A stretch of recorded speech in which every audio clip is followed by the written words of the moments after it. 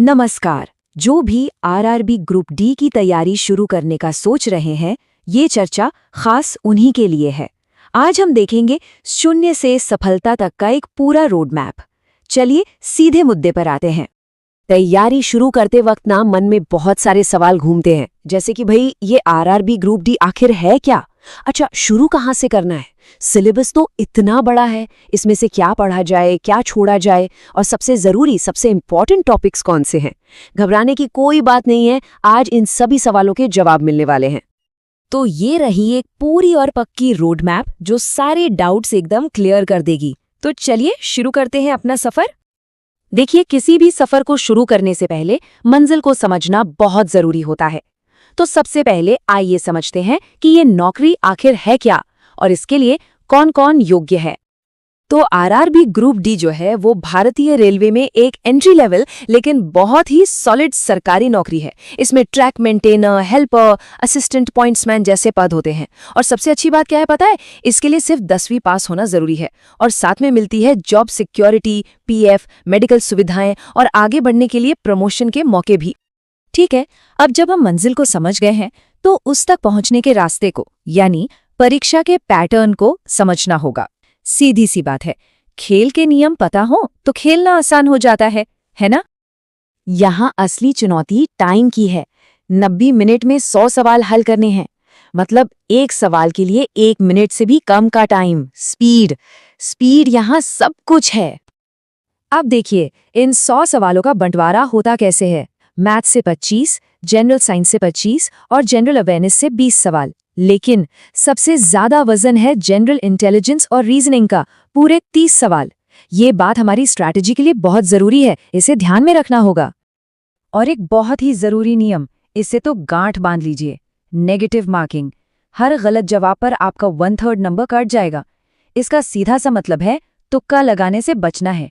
सिर्फ उन्हीं सवालों को हाथ लगाना है जिनके बारे में पक्का यकीन हो। चलिए अब आते हैं सबसे जरूरी हिस्से पर, सिलेबस। हमें स्मार्ट तरीके से पढ़ना है, मतलब ये जानना कि क्या पढ़ना है और उससे भी ज्यादा जरूरी क्या छोड़ना है। मैथ्स में आते हैं 25 सवाल। इसमें भी नंबर सिस्टम सबसे ज्यादा इंपॉर्टेंट है। इस पर स्टार लगा लीजिए, क्योंकि इसके कॉन्सेप्ट्स ना बाकी चैप्टर्स में भी कैलकुलेशन की स्पीड बढ़ाने में बहुत मदद करते हैं। इसको तो बिल्कुल नहीं छोड़ना है। इसके अलावा simplification, LCM and HCF, ratio और परसेंटेज जैसे टॉपिक्स पर खास ध्यान देना है। ये वो चैप्टर हैं जिनसे सवाल पक्के और सीधे सीधे आते हैं।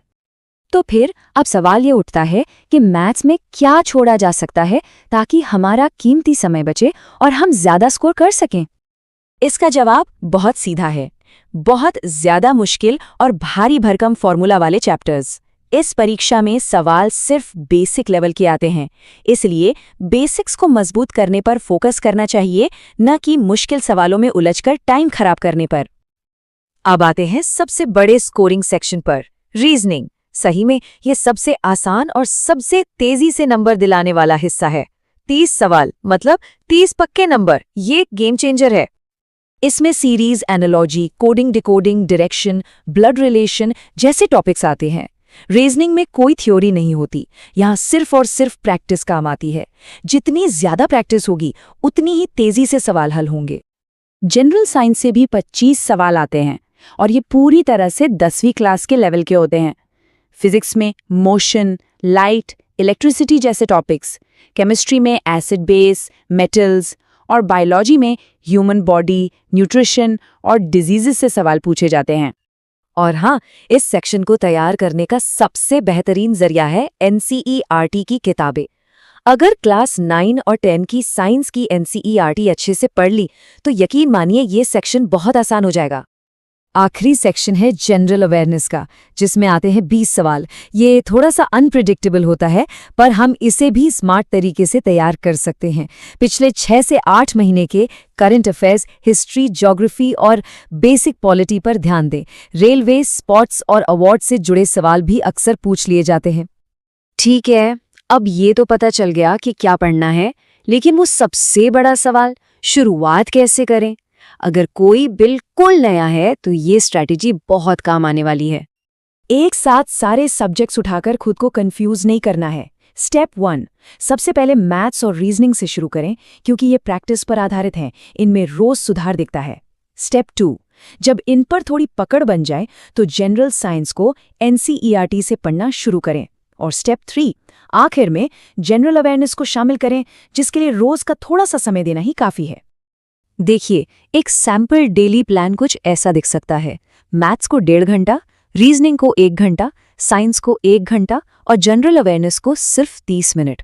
और सबसे जरूरी, रोज 30 मिनट रिवीजन के लिए। अगर रोज 4 से 5 घंटे भी ईमानदारी से पढ़ाई हो तो ये काफी है।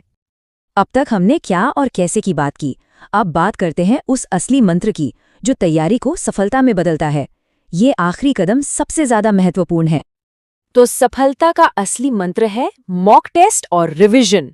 हर हफ्ते कम से कम एक पूरा मॉक टेस्ट जरूर देना है। लेकिन सिर्फ टेस्ट देना काफी नहीं है। टेस्ट के बाद अपनी गलतियों का एनालिसिस करना है, देखना है कि कौन से टॉपिक्स बार बार गलत हो रहे हैं और उन पर ज्यादा ध्यान देना है।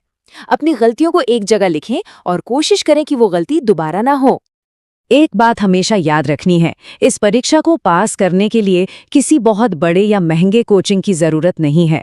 अगर रोज थोड़ा थोड़ा लेकिन लगातार पढ़ा जाए तो सफलता जरूर मिलेगी। कंसिस्टेंसी यानी निरंतरता ही सफलता की असली चाबी है। तो बस अब इंतजार किस बात का, तैयारी आज से ही शुरू कर दीजिए। याद रखिए, सफलता किसी और के हाथ में नहीं, बल्कि सिर्फ और सिर्फ अपनी मेहनत में है। ये बिल्कुल किया जा सकता है।